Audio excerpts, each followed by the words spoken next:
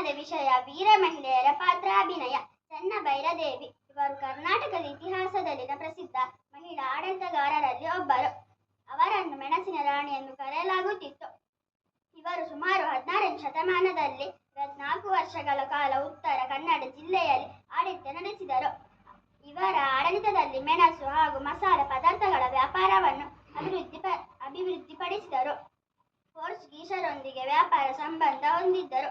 ಪ್ರಜೆಗಳ ಕಲ್ಯಾಣಕ್ಕೆ ಮಹತ್ವ ನೀಡಿ ಉತ್ತಮ ಆಡಳಿತ ನಡೆಸಿದರು. ಕರ್ನಾಟಕದ ಧೈರ್ಯಶಾಲಿ ಹಾಗೂ ಸಮರ್ಥ ಮಹಿಳಾ ಆಡಳಿತಗಾರ್ತಿಯಾಗಿ ಇತಿಹಾಸದಲ್ಲಿ ಪ್ರಸಿದ್ಧರಾಗಿದ್ದಾರೆ. ಮೆಣಸಿನ ವ್ಯಾಪಾರದಿಂದ ರಾಜ್ಯದ ಆರ್ಥಿಕತೆಯನ್ನು ಬಲಪಡಿಸಿದ ಹಾಗೂ ಧೈರ್ಯ, ದೃಷ್ಟಿ ಮತ್ತು ಉತ್ತಮ ಆಡಳಿತಕ್ಕೆ ಹೆಸರಾದ ಮಹಾನ್ ರಾಣಿಯ ಚೆನ್ನಭೈರದೇವಿ. ಚೆನ್ನಭೈರದೇವಿಗೆ ಜಯವಾಗಲಿ. ಚೆನ್ನಭೈರದೇವಿಗೆ ಜಯವಾಗಲಿ. ಚೆನ್ನಭೈರದೇವಿಗೆ ಜಯವಾಗಲಿ. ಈ ದಿನದ ಸಚೇತನದ ವಿಷಯ ವೀರ ವನಿತೆಯರು ಛದ್ಮವೇಷ. ಬೆಳವಡಿ ಮಲ್ಲಮ್ಮ ಕರ್ನಾಟಕದ ಇತಿಹಾಸದಲ್ಲಿ ಧೈರ್ಯ, ಶೌರ್ಯ ಮತ್ತು ಸ್ವಾಭಿಮಾನಕ್ಕೆ ಹೆಸರಾದ ವೀರ ಮಹಿಳೆ ಬೆಳವಡಿ ಮಲ್ಲಮ್ಮ. ಇವರು 17ನೇ ಶತಮಾನದವರು. ತಮ್ಮ ಪತಿಯ ನಿಧನದ ನಂತರ ರಾಜ್ಯದ ಆಡಳಿತವನ್ನು ಸಮರ್ಥವಾಗಿ ನಡೆಸಿದರು. ಮರಾಠ ರಾಜ ಛತ್ರಪತಿ ಶಿವಾಜಿ ಮಹಾರಾಜ ಅವರ ಸೇನೆಯ ವಿರುದ್ಧ ಧೈರ್ಯದಿಂದ ಹೋರಾಡಿದರೆಂದು ಇತಿಹಾಸದಲ್ಲಿ ಉಲ್ಲೇಖವಿದೆ.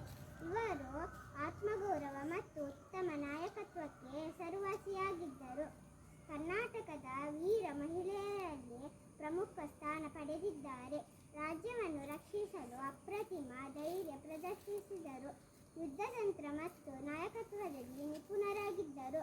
ಮಹಿಳೆಯರಿಗೂ ಆಡಳಿತ ಮತ್ತು ಯುದ್ಧದಲ್ಲಿ ಸಮಾನ ಸಾಮರ್ಥ್ಯವಿದೆ ಎಂಬುದನ್ನು ತೋರಿಸಿಕೊಟ್ಟರು. ಬೆಳವಡಿ ಮಲ್ಲಮ್ಮ ಅವರು ಕರ್ನಾಟಕದ ಇತಿಹಾಸದಲ್ಲಿ ಧೈರ್ಯ, ದೇಶಪ್ರೇಮ ಮತ್ತು ಸ್ವಾಭಿಮಾನದ ಪ್ರತೀಕವಾಗಿರುವ ವೀರ ಮಹಿಳೆ. ಅವರ ಜೀವನ ಇಂದಿಗೂ ಯುವಜನರಿಗೆ ಮತ್ತು ಮಹಿಳೆಯರಿಗೆ ಸ್ಫೂರ್ತಿದಾಯಕವಾಗಿದೆ. ಬೆಳವಡಿ ಮಲ್ಲಮ್ಮನಿಗೆ ಜಯವಾಗಲಿ. ಬೆಳವಡಿ ಮಲ್ಲಮ್ಮನಿಗೆ ಜಯವಾಗಲಿ. ಬೆಳವಡಿ ಮಲ್ಲಮ್ಮನಿಗೆ ಜಯವಾಗಲಿ. ಈ ದಿನದ ಸಚೇತನದ ವಿಷಯ ವೀರವನಿತೆಯರ ಛದ್ಮವೇಷ. ಝಾನ್ಸಿ ರಾಣಿ ಲಕ್ಷ್ಮೀಬಾಯಿ. ಝಾನ್ಸಿ ರಾಣಿ ಲಕ್ಷ್ಮೀಬಾಯಿ ಅವರು ಭಾರತದ ಪ್ರಥಮ ಸ್ವಾತಂತ್ರ್ಯ ಸಮರದ ಪ್ರಮುಖ ವೀರ ಮಹಿಳೆ. ಇವರ ಮೂಲ ಹೆಸರು ಮಣಿಕರ್ಣಿಕಾ ತಾಂಬೆ. ಝಾನ್ಸಿಯ ರಾಜ ಗಂಗಾಧರ ರಾವ್ ಅವರನ್ನು ವಿವಾಹವಾಗಿ ರಾಣಿ ಲಕ್ಷ್ಮೀಬಾಯಿ ಎಂದು ಪ್ರಸಿದ್ಧರಾದರು. ಝಾನ್ಸಿಯ ರಾಜ ಮರಣದ ನಂತರ ಬ್ರಿಟಿಷರು ಡಾಕ್ಟ್ರಿನ್ ಆಫ್ ಲ್ಯಾಬ್ಸ್ ನೀತಿಯಡಿ ಝಾನ್ಸಿಯನ್ನು ತಮ್ಮ ಆಡಳಿತಕ್ಕೆ ಸೇರಿಸಿಕೊಳ್ಳಲು ಪ್ರಯತ್ನಿಸಿದರು. ಆದರೆ ರಾಣಿ ಲಕ್ಷ್ಮೀಬಾಯಿ ಅದನ್ನು ವಿರೋಧಿಸಿದರು. 1857ರ ಸ್ವಾತಂತ್ರ್ಯ ಸಮರದಲ್ಲಿ ಧೈರ್ಯದಿಂದ ಬ್ರಿಟಿಷರ ವಿರುದ್ಧ ಹೋರಾಡಿದರು. ಝಾನ್ಸಿ ರಾಣಿ ಕುದುರೆ ಸವಾರಿ, ಕತ್ತಿ ವರಸೆ ಮತ್ತು ಯುದ್ಧ ತಂತ್ರಗಳಲ್ಲಿ ನಿಪುಣರಾಗಿದ್ದರು. ರಾಣಿ ಲಕ್ಷ್ಮೀಬಾಯಿ ಅವರ ದೇಶಭಕ್ತಿ, ಶೌರ್ಯ, ಧೈರ್ಯ ಮತ್ತು ತ್ಯಾಗದ ಪ್ರತೀಕ. ಅವರ ಜೀವನ ಇಂದಿಗೂ ಯುವ ಜನತೆಗೆ ಹಾಗೂ ಮಹಿಳೆಯರಿಗೆ ಸ್ಫೂರ್ತಿಯಾಗಿದೆ. ಝಾನ್ಸಿ ರಾಣಿ ಲಕ್ಷ್ಮೀಬಾಯಿಗೆ ಜಯವಾಗಲಿ. ಝಾನ್ಸಿ ರಾಣಿ ಲಕ್ಷ್ಮೀಬಾಯಿಗೆ ಜಯವಾಗಲಿ. ಝಾನ್ಸಿ ರಾಣಿ ಲಕ್ಷ್ಮೀಬಾಯಿಗೆ ಜಯವಾಗಲಿ.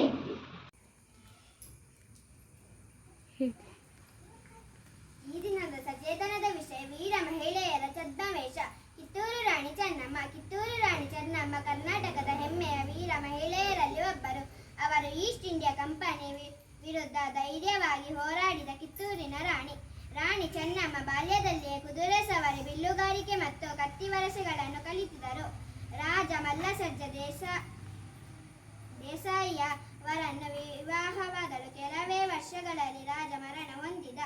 ನಂತರ ಕಿತ್ತೂರಿನ ಆಡಳಿತವನ್ನು ಚೆನ್ನಮ್ಮನೇ ನೋಡಿಕೊಳ್ಳಬೇಕಾಯಿತು. 1824ರಲ್ಲಿ ಬ್ರಿಟಿಷರು ಕಿತ್ತೂರಿನ ಮೇಲೆ ಯುದ್ಧ ಮಾಡಿದಾಗ ರಾಣಿ ಚೆನ್ನಮ್ಮ ಧೈರ್ಯದಿಂದ ಹೋರಾಟ ನಡೆಸಿದರು. ನಂತರ ನಡೆದ ಯುದ್ಧದಲ್ಲಿ ಬ್ರಿಟಿಷರು ರಾಣಿ ಚೆನ್ನಮ್ಮರನ್ನು ಬಂಧಿಸಿ ಬೈಲಹೊಂಗಲ ಕೋಟೆಯಲ್ಲಿ ಇರಿಸಿದರು. ಫೆಬ್ರವರಿ 21, 1829ರಲ್ಲಿ ರಾಣಿ ಚೆನ್ನಮ್ಮ ನಿಧನರಾದರು. ಕಿತ್ತೂರು ರಾಣಿ ಚೆನ್ನಮ್ಮ ಅವರ ಅವರು ಧೈರ್ಯ, ಸ್ವಾಭಿಮಾನ, ದೇಶಪ್ರೇಮ ಮತ್ತು ಹೋರಾಟದ ಪ್ರತೀಕವಾಗಿ ಇಂದಿಗೂ ಸ್ಮರಿಸಲ್ಪಡುತ್ತಾರೆ. ಕಿತ್ತೂರು ರಾಣಿ ಚೆನ್ನಮ್ಮನಿಗೆ ಜಯವಾಗಲಿ! ಕಿತ್ತೂರು ರಾಣಿ ಚೆನ್ನಮ್ಮನಿಗೆ ಜಯವಾಗಲಿ! ಕಿತ್ತೂರು ರಾಣಿ ಚೆನ್ನಮ್ಮನಿಗೆ ಜಯವಾಗಲಿ! ದಿನದ ಸಚೇತನದ ವಿಷಯ ವೀರ ಮಹಿಳೆಯರ ಛದ್ಮವೇಷ. ಒನಕೆ ಓಬವ್ವ. ಒನಕೆ ಓಬವ್ವ ಕರ್ನಾಟಕದ ಪ್ರಸಿದ್ಧ ವೀರ ಮಹಿಳೆ. ಚಿತ್ರದುರ್ಗದ ಕೋಟೆಯನ್ನು ಶತ್ರುಗಳಿಂದ ರಕ್ಷಿಸಲು ತೋರಿದ ಧೈರ್ಯ ಮತ್ತು ಸಾಹಸಕ್ಕಾಗಿ ಪ್ರಸಿದ್ಧರಾಗಿದ್ದಾರೆ. ಚಿತ್ರದುರ್ಗ ಕೋಟೆಯ ಕಾವಲುಗಾರರಾಗಿದ್ದ ಮದಕರಿ ನಾಯಕನ ಪತ್ನಿ ಓಬವ್ವ. ಕೋಟೆಯನ್ನು ಶತ್ರುಗಳು ಪ್ರವೇಶಿಸಿದಾಗ ಶತ್ರುಗಳ ವಿರುದ್ಧ ಹೋರಾಡಲು ಒನಕೆಯನ್ನು ಬಳಸಿದ ವೀರ ಮಹಿಳೆ ಒನಕೆ ಓಬವ್ವ. ಓಬವ್ವನವರ ಧೈರ್ಯ, ಸಮಯ ಪ್ರಜ್ಞೆ ಮತ್ತು ದೇಶಪ್ರೇಮ ಜನರಿಗೆ ಸ್ಫೂರ್ತಿಯಾಗಿದೆ. ಚಿತ್ರದುರ್ಗದ ಇತಿಹಾಸದಲ್ಲಿ ಒನಕೆ ಓಬವ್ವ ಅವರ ಹೆಸರು ವೀರತೆ ಮತ್ತು ತ್ಯಾಗದ ಸಂಕೇತವಾಗಿ ನೆನಪಾಗುತ್ತದೆ. ಧೈರ್ಯವಿದ್ದರೆ ಸಾಮಾನ್ಯ ವ್ಯಕ್ತಿಯು ಅಸಾಮಾನ್ಯ ಸಾಧನೆ ಮಾಡಬಹುದು ಎಂಬುದಕ್ಕೆ ಒನಕೆ ಓಬವ್ವ ಅವರು ಉತ್ತಮ ಉದಾಹರಣೆ. ಒನಕೆ ಓಬವ್ವನಿಗೆ